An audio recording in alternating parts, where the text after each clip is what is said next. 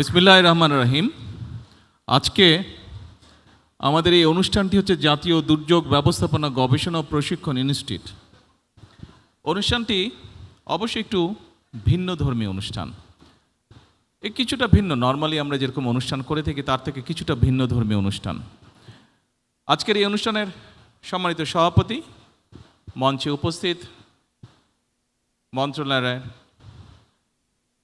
সচিব, সামনে উপস্থিত মন্ত্রিপরিষদ, জাতীয় সংসদ সদস্যবৃন্দ, উপস্থিত গাজীপুর জেলা সহ বিভিন্ন পর্যায়ের বিভিন্ন উচ্চপদস্থ কর্মকর্তাবৃন্দ প্রশাসনের, এবং উপস্থিত গাজীপুর জেলার বিভিন্ন জায়গা থেকে আগত সুধীবৃন্দ, আসসালামু আলাইকুম। আসসালামু আলাইকুম। জি, ভালো আছেন সবাই? ভালো আছেন? আচ্ছা আচ্ছা আচ্ছা। কিন্তু গরম বোধহয় বেশ পড়েছে, তাই না? গরমে তো সবারই কষ্ট হচ্ছে। আমরা যখন ছোট ছিলাম, আমার পরিষ্কার মনে আছে, গরম নিয়ে মানে স্কুলে যখন পড়তাম, স্কুলে বলতেও ক্লাস 3, 4, 5-এ যখন পড়তাম, খুব সম্ভবত এত আমরা গরম নিয়ে কমপ্লেন করতাম না, এত গরম পড়তো না। আবার একইভাবে প্রায় অনেক বছর আমাকে দেশের বাইরে থাকতে হয়েছে, বাট এর মধ্যে প্রায় যখন দেশের শীতের সময় কথা হতো, প্রায় দেখতাম আমাদের পরিচিত লোকজন, অলমোস্ট এখানে অনেকেই দলীয় লোকজন যারা আছেন, আপনাদের সাথে প্রায় আমার জুমে মিটিং হতো। দেখতাম যে খুব যে গরম কাপড় সবাই পরে আছে তা না, অনেককেই শুনতাম শীত পড়েই নেই। ডিসেম্বর জানুয়ারি মাসেও বলতো শীত পড়ে নাই, অর্থাৎ জানুয়ারি মাসে প্রথম সপ্তাহে বা দ্বিতীয় সপ্তাহ দিকে বলতো যে মাঝে মাঝে একটু শীত পড়েছে, অর্থাৎ শীতও তেমন পড়ে না। পরিষ্কার আমার মনে আছে, আমরা যখন স্কুলে পড়তাম, আমি যখন স্কুলে ছিলাম, তখন 26শে মার্চের যেই স্কুলে প্রোগ্রাম হতো, স্বাভাবিক আপনারা নিশ্চয়ই অনেকেই করেছেন, 26শে মার্চ আসে স্কুলে একটা সাংস্কৃতিক অনুষ্ঠান হতো। আমার পরিষ্কার মনে আছে 26শে মার্চের প্রোগ্রামে যখন রিহার্সেল দিতাম স্কুলে, সেই সময় কিন্তু সোয়েটার পরে থাকতাম, শীত থাকতো। মানে আমার বয়সী যারা আছেন তাদের নিশ্চয়ই এরকম এখানে মনে আছে এরকম বিষয়টি। এখন এই যে দুটো ঘটনা বললাম, গরম এবং শীত, আমরা কিন্তু এই বিষয়টি নিয়ে আজকে এখানে বসেছি। অর্থাৎ আমাদের ক্লাইমেট কিন্তু, আবহাওয়া যেটাই বলি, ক্লাইমেট বলি, আবহাওয়া বলি, এগুলো কিন্তু চেঞ্জ হয়ে যাচ্ছে। আমি যখন এখানে আসলাম, এই অনুষ্ঠানে যোগ দিতে আসলাম, আসার পরে ভিত্তিপ্রস্তর স্থাপন করলাম। ভিত্তিপ্রস্তর স্থাপনের পরে আরও দুটো কাজ করেছি। একটি হচ্ছে একটি তাল গাছের চারা রোপণ করেছি, এবং একই সাথে একটি পুকুরে মাছ ছেড়েছি, পুকুরটা আপনারাও দেখেছেন। আর একই সাথে আরেকটি ছোট্ট অনুষ্ঠান হয়েছে, যেই এখানে স্থাপনা তৈরি হবে, সেই স্থাপনা কেমনভাবে হবে, কী হবে, এখানে আর্কিটেক্ট সাহেব আছেন, উনিও বোঝালেন, এবং আবহাওয়ার সাথে সামঞ্জস্য রেখে এই বিল্ডিংটাকে ওনারা ডিজাইন করছেন। এখন এই যেই জায়গাটা করছি, আপনারা এই যেই জায়গাটা আজকে আমরা দাঁড়িয়ে আছি, আমি আসার সময় দেখলাম একটা জায়গায় বালির উপরে একটা ডিঙি নৌকার মতন বেশ বড় একটা নৌকা পড়ে আছে, নিশ্চয়ই আপনারাও দেখেছেন, একটা টার্নিংয়ের ওখানে। আচ্ছা, ওটা দেখে আমার ধারণা হলো, আমি ধারণা করতে পারি, এবং এলাকাটাকে ধারণা হলো, খুব সম্ভবত 20-25 বছর আগে এখানে মাটি ছিল না, এখানে পানি ছিল এই জায়গায়। এই যে এখানে আমাদের গাজীপুরের মেয়র সাহেব এখানে, উনিও মাথা নাড়ছেন যে এখানে পানি ছিল। মনে হয় ছোটোবেলায় ওনারা এখানে সাঁতার টাতার কেটেছেন, এই যে রনিও বলছে এখানে নদী ছিল এখানে। তার মানে আপনারা চিন্তা করুন, আজকে আমরা যেখানে দাঁড়িয়েছি সেখানে পানি ছিল। এইখানে এর আশেপাশে যে জায়গায় মাটি ছিল, নিশ্চয়ই অনেক গাছপালা ছিল। আজকে নিশ্চয়ই অনেক গাছপালা নেই, স্বাভাবিক। অনেক বাড়িঘর হয়েছে, যেই জায়গাগুলোতে মাটিও ছিল, বাড়িঘর করতে হলে গাছপালা কাটতেই হবে।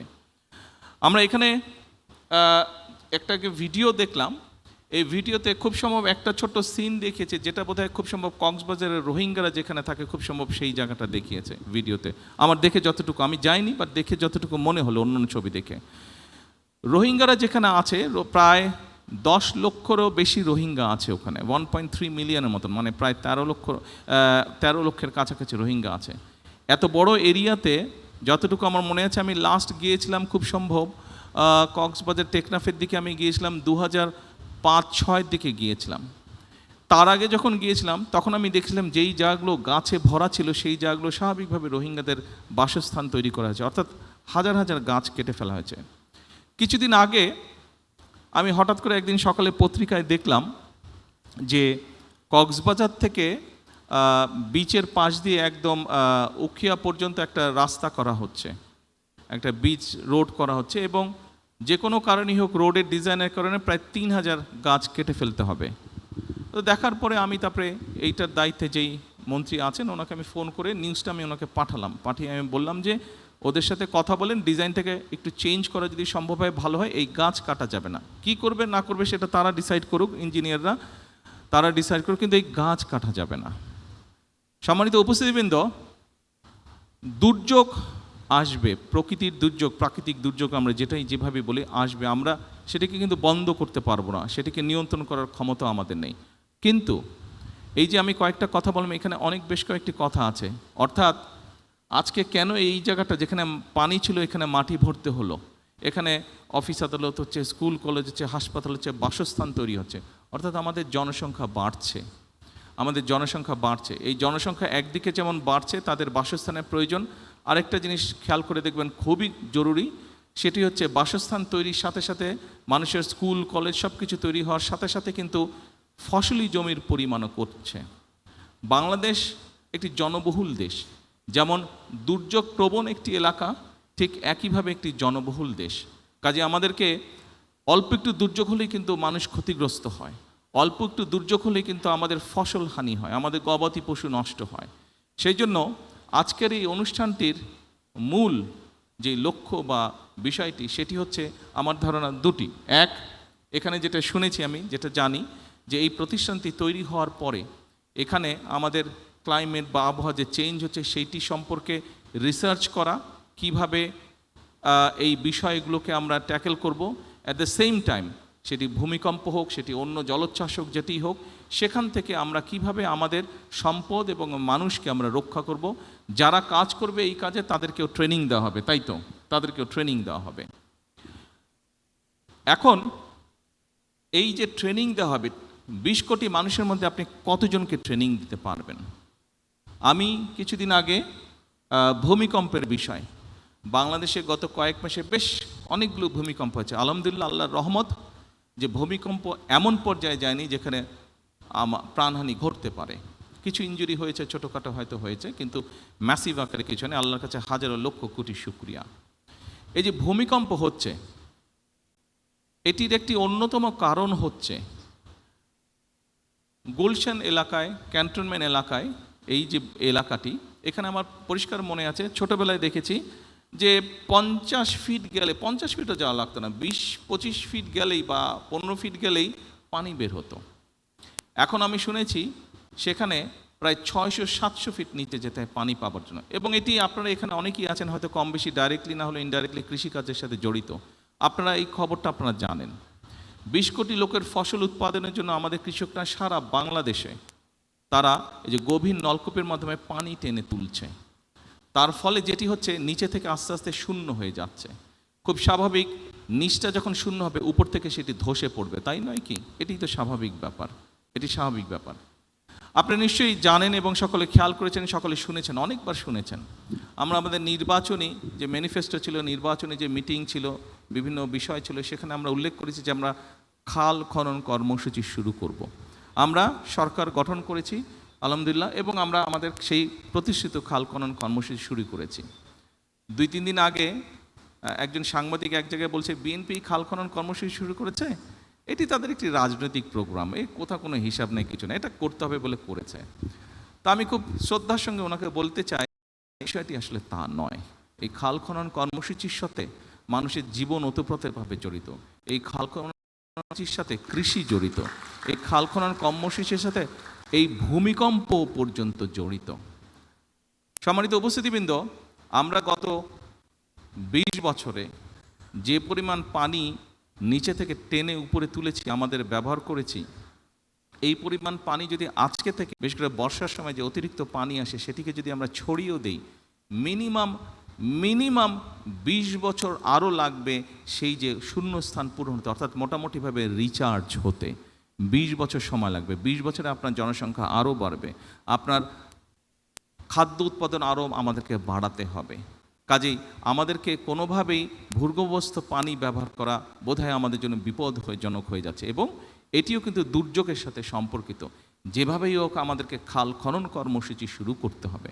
আপনারা নিশ্চয়ই পত্রিকায় দেখেছেন, কয়েকদিন আগে আমরা একটি সিদ্ধান্ত নিয়েছি যে আমাদের উত্তর অঞ্চল, দক্ষিণ অঞ্চলে বিশেষ করে রাজশাহীতে আমরা পদ্মা নদীর সাথে পদ্মা ব্যারাজ তৈরি করব আমরা, যেখানে পদ্মা ব্যারাজ এই জন্য আমরা তৈরি করব যে সীমান্তের ওপারে তারা ব্যারাজ তৈরি করার, বাঁধ তৈরি করার মাধ্যমে বিভিন্নভাবে পানি তারা নিচ্ছে, কিন্তু আমাদের কাছে যেই পানিটি আসছে শুকনো মৌসুমে হয়তো আমরা কম পাচ্ছি, যার ফলে যেটা হচ্ছে পানিতে, নদীতে পানির স্রোত কমে যাওয়ার ফলে অনেক সমস্যা হচ্ছে, আস্তে আস্তে আশপাশগুলো শুকিয়ে যাচ্ছে। আপনারা নিশ্চয়ই দেখেছেন, ছোটোবেলায় আমরা দেখেছি পদ্মা নদীর এপার থেকে ওপার দেখা যায় না, এখনও দেখা যায় না, তবে তখন পানি ছিল, এখন পানি শূন্য, দেখা হয়তো এখনও যায় না এপার থেকে ওপার। কেন চাচ্ছি আমরা ব্যারাজটি করতে? এই ব্যারাজটি আমরা এই জন্য করতে চাচ্ছি যে বর্ষাই বলুন, শুকনো মৌসুমি বলুন, যখনই হোক আমাদের দেশের মানুষ, কৃষকই হোক বা যে কোনো মানুষ হোক, তারা যাতে পানি পায়। আরেকটি ডেঞ্জারাস ব্যাপার হচ্ছে এই ফারাক্কা বাঁধ হওয়ার কারণে যেটি হচ্ছে, ধীরে ধীরে যেহেতু পানির পরিমাণ কম, সেজন্য ধীরে ধীরে যেটি হচ্ছে সমুদ্রের পানি দক্ষিণ অঞ্চলে ঢুকছে, ফলে সুন্দরবন সহ ওই সকল অঞ্চলে যেই সমস্যাগুলো আছে, নোনতার কারণে পানি, নোনতা পানি বেশি পরিমাণে ভিতরে চলে আসার কারণে বিভিন্ন গাছপালা নষ্ট হচ্ছে, যে বিভিন্ন পশু বিলুপ্ত হয়ে যাচ্ছে। কাজেই আমরা যদি সেই প্রেশারটাকে রাখতে চাই, আমাদেরকে এই ব্যারাজটা নির্মাণ করতে হবে, এবং ব্যারাজের মধ্যে আমরা পানি ধরে রাখবো, যখন বাড়তি পানি, বর্ষার মৌসুমে যেই পানিটা আসে সেই পানিটি আমরা ধরে রাখতে পারবো, যাতে করে সেই পানিটি আমরা আমাদের মানুষের জন্য কাজে ব্যবহার করতে পারি, সেই পানিটিকে আমরা আরও যাবতীয় কাজে ব্যবহার করতে পারি। এবং শুধু এটাই নয়, এটার সাথে আরেকটি সমস্যা আছে, আমাদের ব্রহ্মপুত্রে যে তিস্তা, ব্রহ্মপুত্র তাই না, তিস্তা, হ্যাঁ, তিস্তা নদী যেটি আছে, আপনারা পত্রিকায় অনেকবার দেখেছেন, অনেকে অনেক কথা বলতে পারে, সস্তা জনপ্রিয়তার জন্য অনেক কথা অনেকে বলতে পারে, তবে আপনাদের সকলের সামনে আজকে আমি পরিষ্কার একটি কথা বলে যাই, ইনশাল্লাহ এই বিএনপি সরকার পদ্মা ব্যারেজের কাজেও হাত দেবে, ইনশাল্লাহ তিস্তা ব্যারেজের কাজে হাত দেবে। যারা বিভিন্ন বড় বড় কথা বলছে তাদের উদ্দেশ্যে পরিষ্কারভাবে বলতে চাই, এই যে আজকে এখানে দুর্যোগ মন্ত্রী বসে আছেন, এই লোকটার নেতৃত্বেই তিস্তায় বিএনপি কর্মসূচি পালন করেছে, যা বাংলাদেশে অন্য কোনো রাজনৈতিক দল করে নাই। তারা হয়তো বড় বড় কথা বলেছে, গরম গরম কথা বলেছে, কিন্তু কাজ যদি কেউ করে থাকে, ডেলিভারি যদি কেউ করে থাকে, পরিস্থিতি যদি কেউ তৈরি করে থাকে, সেটা বিএনপি করেছে, ইনশাল্লাহ বিএনপি সেটা করবে। এখন উপস্থিতিবৃন্দ, যেই কথাটা আমি বলেছি, দুর্যোগ আমরা থামাতে পারবো না, কিন্তু আমরা যেটা করতে পারি, আমরা দুর্যোগ সম্পর্কে মানুষকে ওয়াকিফাল করতে পারি, আমরা যেটা করতে পারি, আমরা মানুষকে সচেতন করতে পারি। আজকে এই অনুষ্ঠানের একটি শপথ হওয়া উচিত, আমরা শুধু মানুষকে সচেতনই করব না, আমরা নিজেরাও সচেতন হব, কারণ যেহেতু আমরা দুর্যোগকে থামাতে পারবো না, আসুন দুর্যোগ কোনোটি হলে কিভাবে আমরা মানুষ এবং সম্পদকে রক্ষা করতে পারি, কিভাবে ক্ষয়ক্ষতি কমাতে পারি, নিজেকে কিভাবে রক্ষা করতে পারি, আরেকজনকে কিভাবে রক্ষা করতে পারি, কিভাবে মানুষের সম্পদ রক্ষা করতে পারি, আসুন সেটিই হোক আমাদের আজকের এই অনুষ্ঠানের শপথ। কারণ আমরা একটি গরিব দেশ, এই গরিব দেশে আমাদের সম্পদ কম, আমরা যদি সম্পদকে রক্ষা করতে পারি, আমরা যদি আমাদের সম্পদকে সঠিকভাবে দেশ এবং মানুষের জন্য কাজে ব্যবহার করতে পারি, ধীরে ধীরে আমরা অন্য একটি উন্নত দেশের মতন গড়ে উঠতে পারবো। কিন্তু সম্পদ যদি নষ্ট হয়ে যায়, আমাদের অবহেলার কারণে, আমাদের অজ্ঞতার কারণে যদি সম্পদ নষ্ট হয়ে যায়, তাহলে মানসিক কষ্টই বাড়বে, মানুষই দুর্ভোগের শিকার হবে। আসুন আমরা আজকে এখানে শপথ গ্রহণ করি, আমরা নিজেরা সচেতন হব, অন্যকে সচেতন করব, পরিবেশকে আমাদের রক্ষা করতে হবে। আমরা খাল খনন করি, আমরা বৃক্ষরোপণ করি, আমরা পানি নষ্ট আমরা কম করি, যেভাবেই হোক প্রকৃতি যেভাবে ঠিক থাকতে পারবে, প্রকৃতিকে যত কম ডিস্টার্ব করা যায়, আমরা সেই কাজটা ইনশাল্লাহ করব। সকলকে আন্তরিকভাবে ধন্যবাদ। আসসালামু আলাইকুম।